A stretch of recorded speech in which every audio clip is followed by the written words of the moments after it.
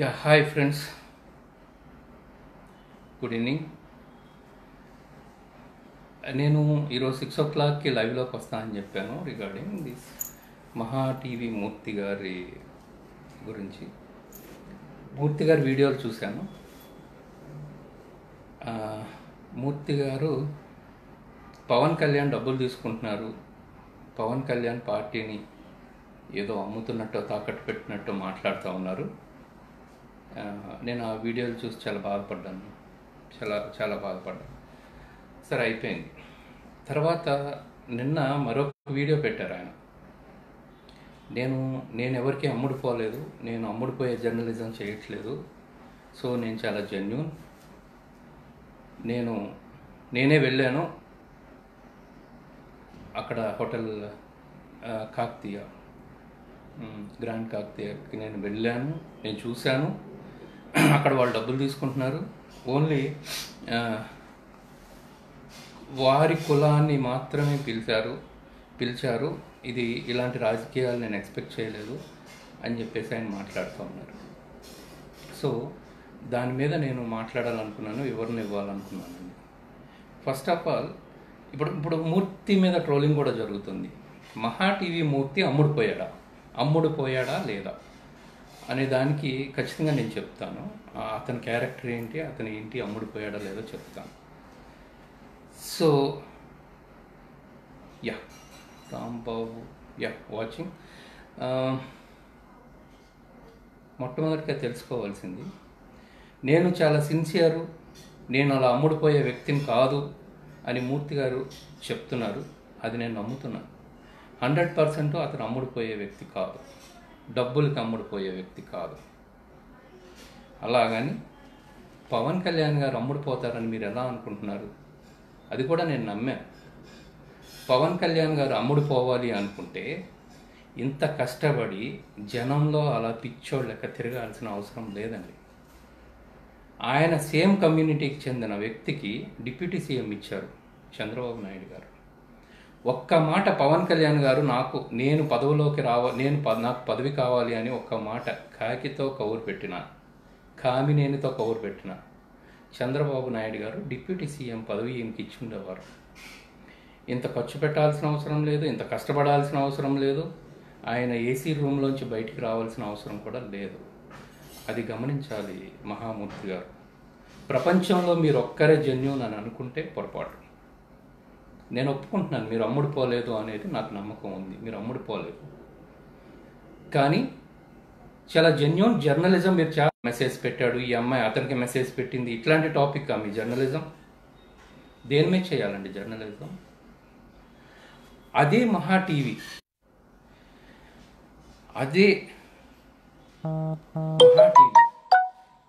IVR గారు ఒక senior journalist అండి.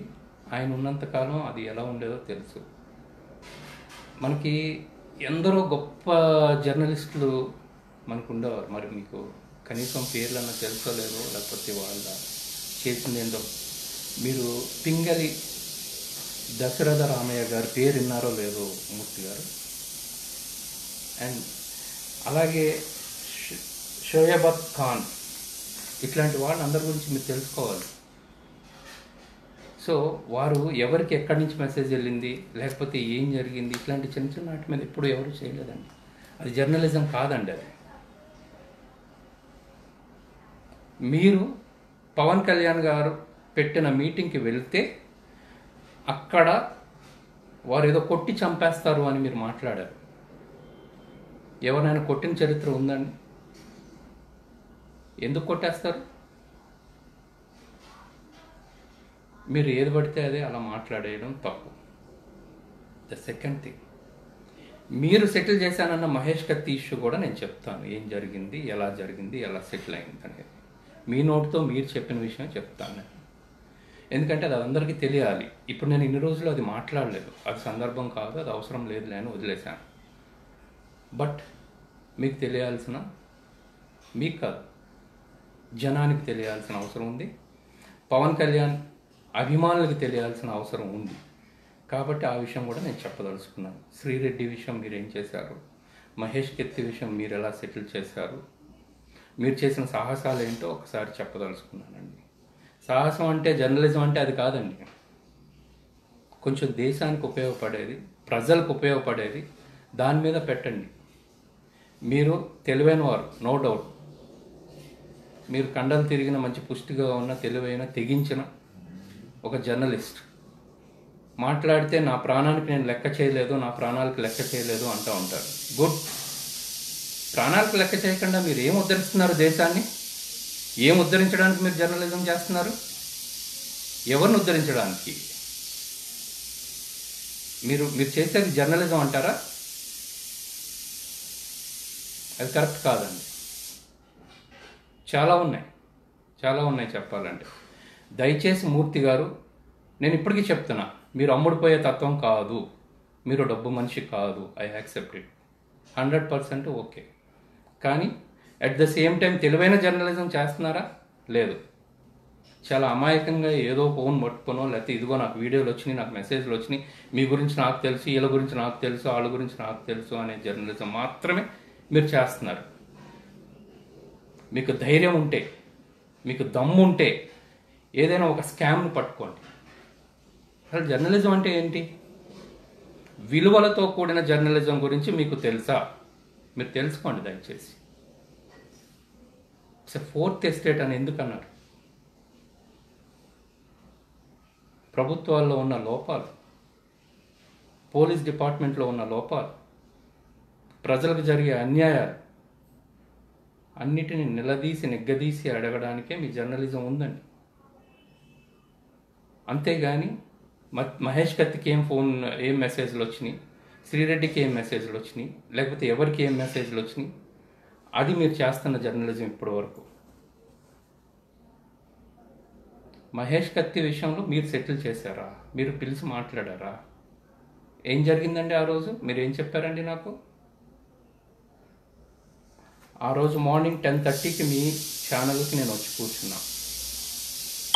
4 o'clock వరకు ఉంటానండి, మీకు టైం ఇచ్చానండి అని చెప్పాను.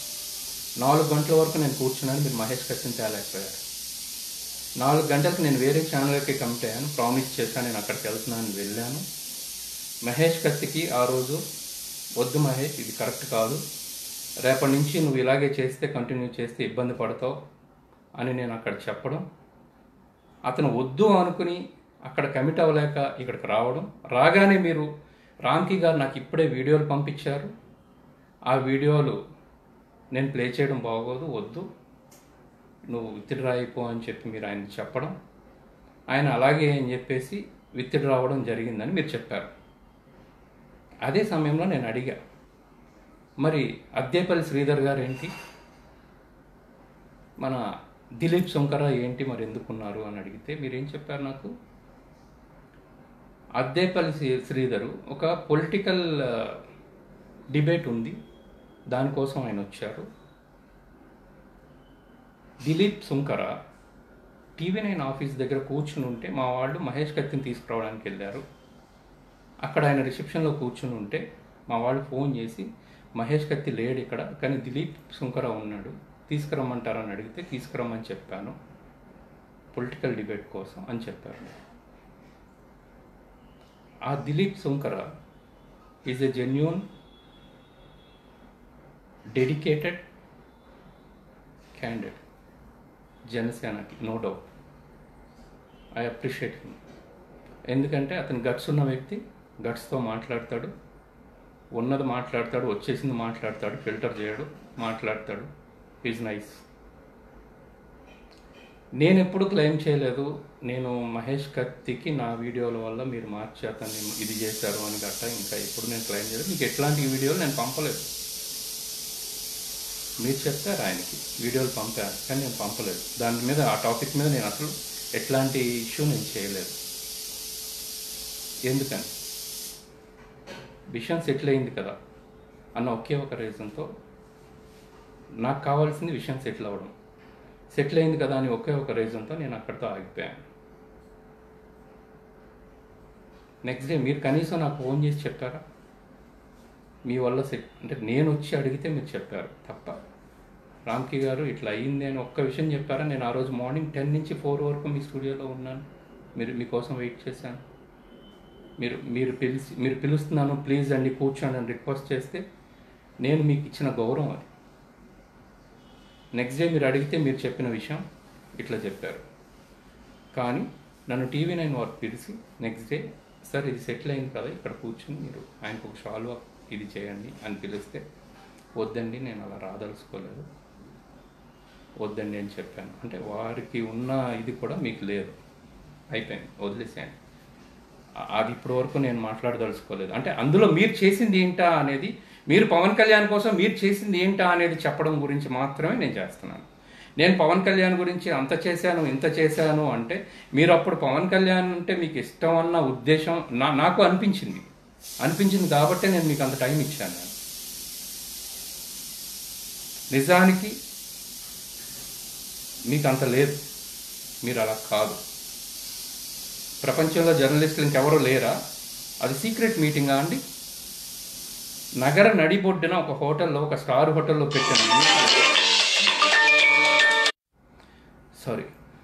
నగర నడిబొడ్డులో పెట్టిన మీటింగు సీక్రెట్ మీటింగ్ ఎలా అవుతుందో ఒకసారి చెప్పండి. అది సీక్రెట్ మీటింగ్ కాదు.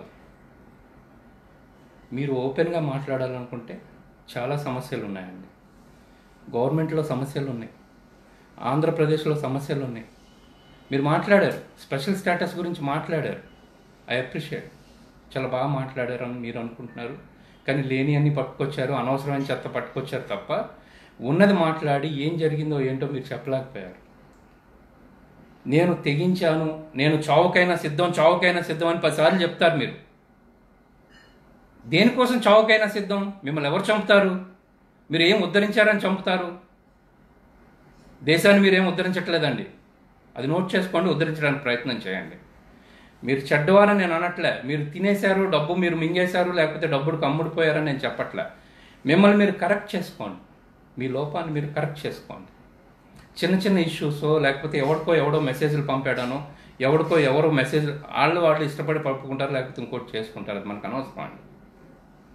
కానీ ప్రజలకి ఏం నష్టపోతున్నారు, ఏ విధంగా నష్టపోతున్నారు, ఏ విధంగా మోసపోతున్నారు, కేంద్ర ప్రభుత్వం ఎట్లా మోసం చేసింది, లేకపోతే రాష్ట్ర ప్రభుత్వం మోసం చేసిందా, దాని మీద ఫోకస్ పెట్టండి.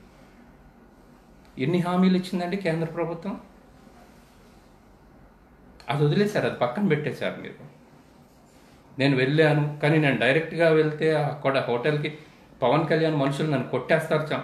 ఒక్కరిని కొట్టిన చరిత్ర పవన్ కళ్యాణ్ బాడీ గార్డ్స్ కానీ వీళ్ళకి కానీ ఎవరికైనా ఉందా అండి? ఎవరైనా కొట్టారా? ఎందుకు కొట్టేస్తారు? కరెక్షన్ చేసుకోండి, నెంబర్ 1. నెంబర్ 2,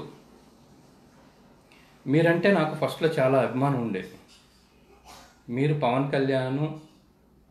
కళ్యాణ్ అని కాదు, మీరు సామాజికంగా మీరు సామాజిక స్పృహ ఉన్నవాళ్ళు, సమాజం గురించి మీరు ప్రాణాలకు కూడా తెగించేస్తారేమో అనే భ్రమలో ఉండేవాడిని నేను.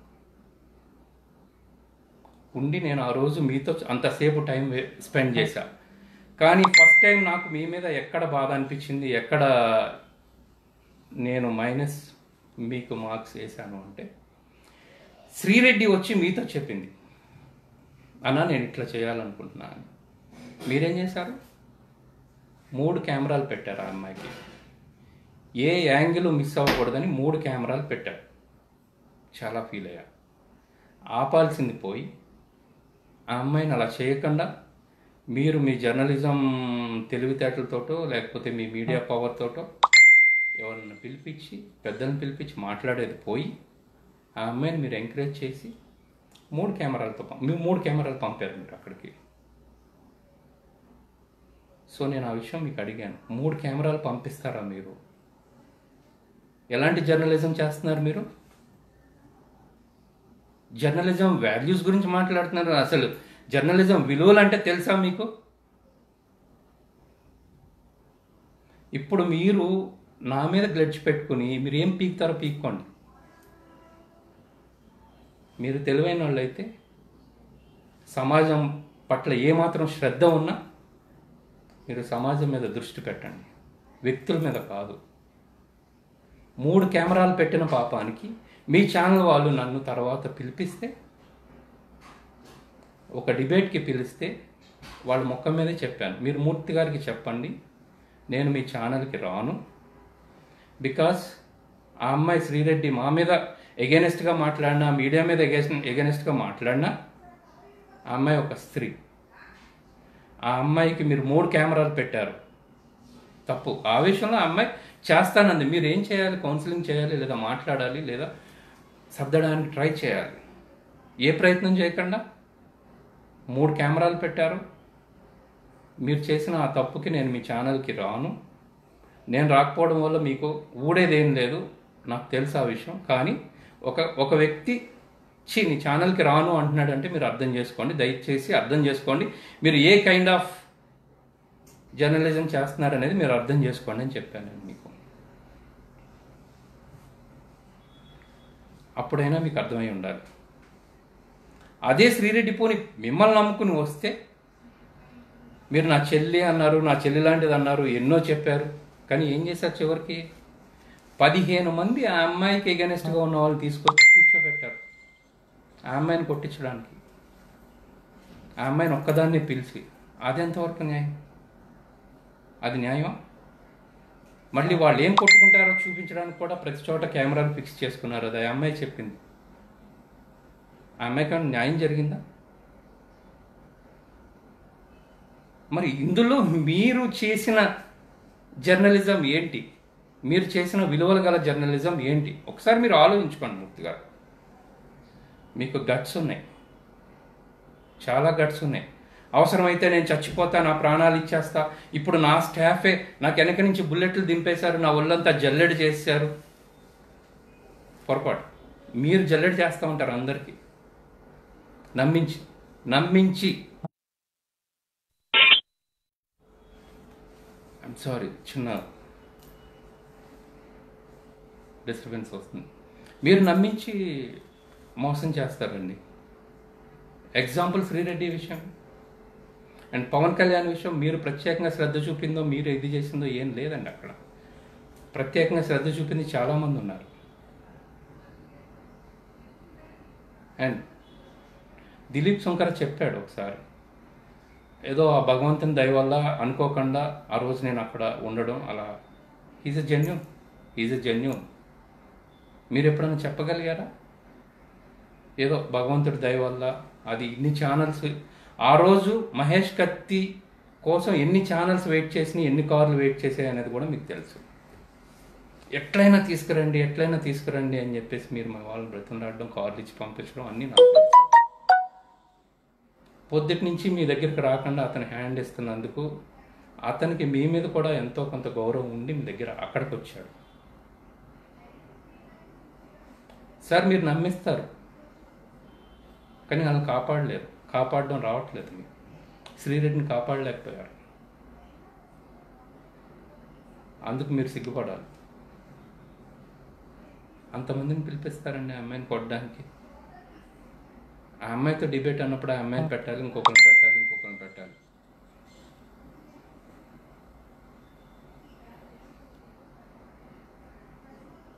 మీరు అది అర్థం చేసుకోండి. ఎందుకంటే మహేష్ కత్తి వద్దనుకున్నాడు, డిసైడెడ్. అతను ఇంకా నెక్స్ట్ మీరు మీ దగ్గరికి రావాల్సి వచ్చింది. మీ మీద ఉన్న నమ్మకంతో ఆయన మీ దగ్గర చెప్పడం, మీరు పంపించడం జరిగింది. అందులో మీరు ఉద్ధరించింది ఏం లేదు. మర్చిపోండి ఇంకంతే, వదిలేసాను. నేను మీకు ఎలాంటి వీడియోలు మహేష్ కత్తి గురించి నేను పంపలేదు. మీరు పంపానని చెప్పి ఆయనకు చెప్పారు. దానికి భయపడిపోయే వ్యక్తి కూడా అతను కాదు. అతను వద్దనుకున్నాడు, వదిలేశాడు, అయిపోయింది. So matter close. ఇప్పుడు మీ నస్ ఏంటి? దేశాన్ని ఉద్ధరిస్తారా మీరు? ఏది? ఆ హోటల్కి వెళ్ళి ఖాళీ టేబుల్స్, ఖాళీ చైర్స్, అంతకుముందు వీడియోలు కూడా ఉన్నాయి, నేను తీసాను. సార్ అక్కడ డబ్బు ఇచ్చినా, చెక్ ఇచ్చినా, రిసీట్ ఇస్తా అంటున్నారు. సార్ ప్రపంచంలో ఏ రాజకీయ నాయకుడైనా, ఏ రాజకీయ పార్టీ అయినా అంత క్లియర్గా రిసీట్ ఇస్తున్నారా? పార్టీలు ఎలా నడుపుతారు సార్ డొనేషన్స్ లేకుండా? మీకు తెలుసా లేదో, ఎన్టీఆర్ గారు కూడా జోలు పట్టుకుని అంతా తిరిగారు సార్, కలెక్ట్ చేసుకున్నారు సార్. దానికి ఎప్పుడు రిసీట్స్ చిన్న అమౌంట్స్ ఎవరికి తోసిందో వాళ్ళు ఇచ్చితే ఆయన పార్టీ ఫండ్గా నిలబెట్టుకున్నాడు, ఆయన పార్టీ ఫండ్గా చేసుకున్నాడు. ఆయన పార్టీలో కార్యకర్తలకు ఎంతో చేస్తూ ఉంటారు, ఎన్నో చేస్తూ ఉంటారు. అవన్నీ నేను మాట్లాడనండి. అది మీరు తెలుసుకోవాలండి. పవన్ కళ్యాణే కావాలనుకుంటే అక్కడ హోటల్లో పెట్టుకుని మీరు ఇస్తారా ఇవ్వరా, లేకపోతే ఎంత ఇస్తారా అంత ఇస్తారా అని అడగని అవసరం లేదు సార్. కొంచెం కామన్ సెన్స్తో ఆలోచించండి సార్. అతను డబ్బు అన్నీ వదులుకొని, సార్ నేను గతంలో కూడా చెప్పాను, పవన్ కళ్యాణ్ ఎందుకు వస్తున్నాడు రాజకీయాలకి? డబ్బే కావాలనుకుంటే ఇంట్లో కూర్చుంటే వచ్చే డబ్బుని పక్కన పెట్టి ప్రజలకి ఏదన్నా చెయ్యాలని చెప్పి తపంతో వస్తున్నాడు సార్. మీరు ఎందుకు తొందరపడిపోయి ఆయన ఏదో అనేసి ఏదో చేసేయాలని ట్రై చేస్తున్నారు? కంగారు పడకండి. ఆయన ఖచ్చితంగా ఆయన గెలుస్తాడు. ఆయన సీఎం అవుతాడో లేకపోతే ప్రతిపక్ష నాయకుడు అవుతాడో. అప్పుడేమైనా పొరపాట్లు జరిగితే అప్పుడు మాట్లాడండి సార్. ఎందుకు తొందరపడుతున్నారు? ఈరోజు తినేయడానికి తినేసి ఏదో ఆయన ఉద్ధరించేసుకోవడానికి వస్తున్నాడంటే మీరెలా నమ్ముతున్నారు? మీరు అమ్ముడు పోలేదంటే నేను నమ్మట్లేదు సార్ మిమ్మల్ని. మీరు అమ్ముడు పోలేదు, నేను నమ్మట్లే మిమ్మల్ని. పవన్ కళ్యాణ్ అమ్ముడు పోతున్నాడు అనే విషయం మీరెలా నమ్ముతున్నారు? మీకు ఎలా అనిపిస్తుంది? అది తెలుసుకోండి సార్. కొంచెం మీ గురించి నాకు తెలుసు కాబట్టి నేను నమ్మట్లే. మీరు డబ్బుకు అమ్ముడిపోయే రకం కాదు. కానీ మీరు చాలా తెలివైన వాళ్ళు అనుకుని ఒక అమాయకమైన జర్నలిజం చేస్తున్నారు. Innocent journalism. మీరు విలువలతో కూడిన జర్నలిజం అనేది మీకు తెలియదు అసలు. మీరు చేయలేకపోతున్నారు. ఏమన్నా అంటే 2.5 డికేడ్స్ అంటారు, లేకపోతే ఇంకొకటి అంటారు. మీరు 25 సంవత్సరాల అనుభవం దేనికోసం అండి? అన్నయ్య అని వచ్చిన శ్రీరెడ్డిని కాపాడలేకపోయిన మీ జర్నలిజం, 3 కెమెరాలతో తీసిన జర్నలిజం, అది జర్నలిజమా? విలువలు తెలుసుకోండి సార్. మీరు ఎలా పడితే అలా అనొద్దు సార్. పవన్ కళ్యాణ్ని అనవసరంగా అనాల్సిన అవసరం లేదు, అనకూడదు. తినడానికి రాలేదు, పవర్లోకి వచ్చిన తర్వాత పొరపాటు జరిగితే మీరు మాట్లాడండి. ఇంకా ఏమీ జరగలేదు, ఇంకా ఎలక్షనే జరగలేదు. ఏం మాట్లాడుతున్నారు సార్? ఎలా మాట్లాడుతున్నారు సార్? దేనికి? అలాంటి మాటలు నిలబడవు. చివరికి మీలాంటి వ్యక్తులు ఏ దిక్కు లేకుండా అయిపోతారు. అది దయచేసి మీకున్న తెలివితేటలు, మీకున్న గట్స్, మీరు తెలివైన వాడు, గట్స్ ఉన్నవాడు, డబ్బుకు అమ్ముడు పోని వ్యక్తి, ఈ 3 సర్టిఫికేట్లు ఇస్తున్నాను. దానితో దేశానికి ఉపయోగపడే పని చేయండి ప్లీజ్. స్టేట్లో చాలా ప్రాబ్లమ్స్ ఉన్నాయండి. పవన్ కళ్యాణ్ సమస్య ఒకటే సమస్య కాదు. పవన్ కళ్యాణ్ ఆయన పని ఆయన చేసుకుంటున్నారు. ప్రతి ఒక్కళ్ళు పవన్ కళ్యాణ్ గురించి మాట్లాడడం, ప్రతి అడ్డమైన వాడు పవన్ కళ్యాణ్ గురించి మాట్లాడడం దేనికండి? మీరు అనుకోవచ్చు నేను ఇన్ని మాట్లాడుతున్నానంటే రేపొద్దుట పవన్ కళ్యాణ్ సీట్ ఇస్తారేమో లేకపోతే ఇంకోటేమో. నెవ్వర్. నేను సీట్ ఎక్స్పెక్ట్ చేయట్లేదు, నేను నిలబడే ఉద్దేశం లేదు. ఇవన్నీ అండర్లైన్ చేసుకోండి. కొంతమంది మేధావులు అంటారు, ఓహో వీడేదో సీట్ కావాలనుకుంటున్నాడేమో అని. నెవర్. అండ్ నేను అతి త్వరలోనే ఒకటి అనౌన్స్ చేస్తానండి. పవన్ కళ్యాణ్ కోసం నేనేం చేయబోతున్నాను, ఎందుకు చేయబోతున్నానో కూడా నేను త్వరలో అనౌన్స్ చేస్తానండి. నేను ఒకటే నమ్ముతున్నానండి, ఆయన సిన్సియర్గా జనంలోకి వచ్చి జనం కోసం పిచ్చి పట్టినట్టు తిరుగుతున్నారండి. జనం కోసం ఏం సమస్యలు ఉన్నాయో తెలుసుకోవడం కోసం ఆయన ఏదో చెయ్యాలనుకుంటున్నారు. చేయనియండి. ఎందుకు భయపడతారు? మీకేంటి నష్టం? చేయనివ్వండి దయచేసి. మీరు విలువలతో కూడిన జర్నలిజం నేర్చుకోండి. మహేష్ కత్తి విషయంలో మీరు ఉద్ధరించింది ఏమీ లేదండి. ఫర్ యువర్ కైండ్ ఇన్ఫర్మేషన్, మీరు కానీ ఇంకొకరు కానీ, దిలీప్ శంకర పాపం చాలా సిన్సియర్గా చెప్పాడండి. అతను భగవంతుడి దయ వల్ల నేను ఆ రోజు అనుకోకుండా అక్కడ ఉన్నాను. దట్ ఈస్ కాల్డ్ సిన్సియారిటీ అండి. నేనే ఉద్ధరించేశాను, నేనే చేశాను, పొరపాటు అండి, తప్పు అండి.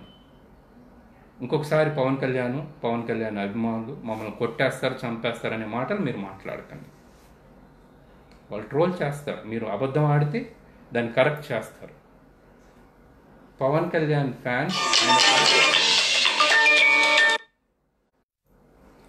ఆయన ఫైటింగ్ చూసిన ఫ్యాన్స్ కాదు, ఆయన డ్యాన్సులు చూసిన ఫ్యాన్స్ కాదు. మళ్ళీ చెప్తున్నానండి, ఆయన క్యారెక్టర్ని ఇష్టపడి ఆయన క్యారెక్టర్ చూసిన అభిమానులు.